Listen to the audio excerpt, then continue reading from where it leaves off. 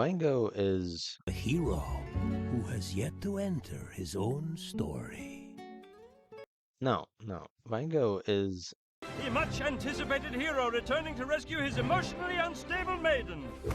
Maybe in his head, but he's really. The hill was already raised up. Yeah, right. So this is Rango, at least when we meet him.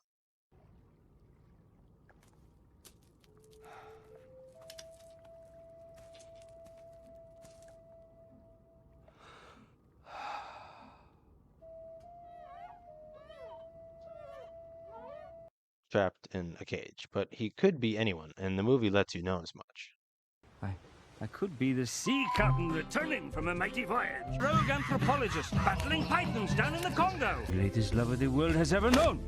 He longs to be someone, and that's the only introduction to his character you're given before Rango realizes that the movie actually needs a plot claiming that. What our story needs is an ironic, unexpected event that will propel the hero into conflict.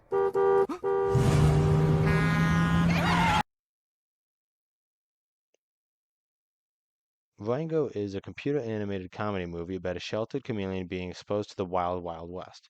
Starring Johnny Depp as the titular reptile, this movie invites you to get in on one of the most engrossing Western stories that has ever been put on the big screen.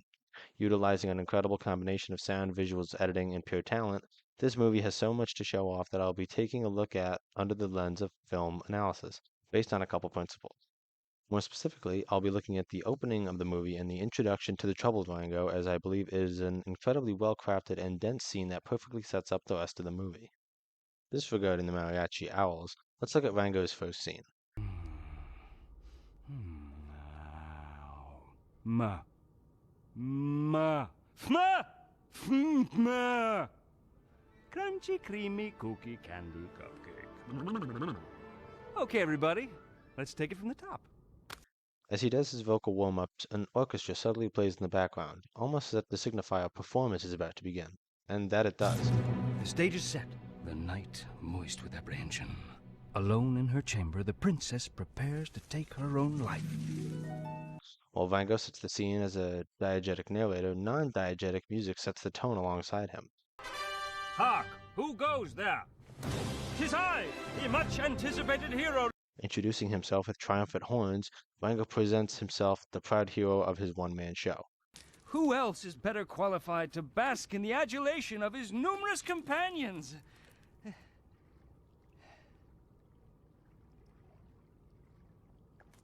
is only now the music is stripped away, revealing to us Rango's true situation. Alone in a cage, completely silent besides the disturbing of the stones and the flowing of water, in this moment all sound exists entirely within not only this physical box, but also Rango's mind. We're stuck here just like he is, and it's only until a few moments later that this idea is completely shattered.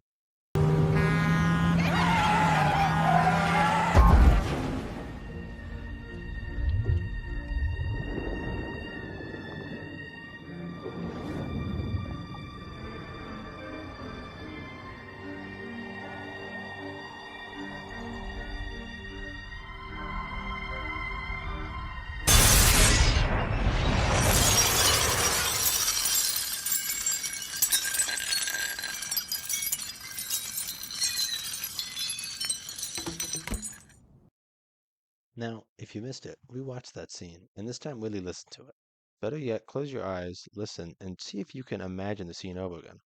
Sure, the Ave Maria is playing a bit too loud, but if you really try, you can hear the slowed down splashes of the water against Rango's cage, followed by the visceral slam of the glass enclosure hitting the road only to shatter into a million pieces. A process we could see and hear as Rango skirts along the road, pieces of shattered glass scraping right alongside him. That is when we get this extreme close-up shot of Rango, a slight smile on his lips and an unfocused stare that is managing to look right at you, interrupted by an undisturbed blink. With this shot, Rango is shown as being almost numb to the shock of everything that has just happened around him. In this, he's no different from any of his props, simply a toy to be posed, without having any real effect on the world around him. And what world is Rango in now? The desert, an infinitely dry and brown sandy landscape that stretches as long as the eye can see. Almost immediately, you can tell something is different, whereas before Rango's bright and saturated green and red combo worked well against the brighter blue of his enclosure, in the desert, even the blue sky seems drier. Where this all comes to a head, though, is in Rango's meeting of Roadkill.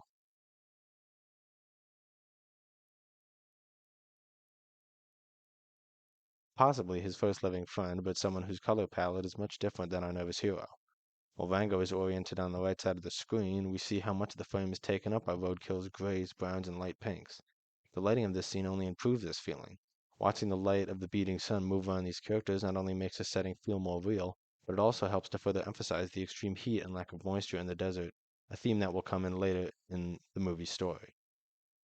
But how are all these shots put together? Through editing, Rango uses a classical editing style, allowing for shots to change from long to medium to close to whatever suits the given mood. This has been used before to show Rango being lonely in a wide area, Rango being isolated, and now being compared to Roadkill. What makes the scene of Rango and Roadkill all the better, though, is this high angle shot, conveying that Roadkill is looking down on Rango not only physically, but personally. And with this long angle shot, putting us in Rango's shoes, incredibly low down to the ground, this emphasizes his inconsequential size, and from there, the movie really begins. However, that's all my video will be covering, and if this movie interests you, please go give it a watch or rewatch if you haven't seen it in a long time. There's a ton of other fun, interesting, and just downright cool moments all across the film, and I've only been pulling from the first 7 minutes so far. As much as I'd love to show the cooler shots from the film, there's so much better watching the movie through on your own, so please do. And if you do, thank you so much not only for watching this movie, but watching a movie I think is just really cool. So yeah.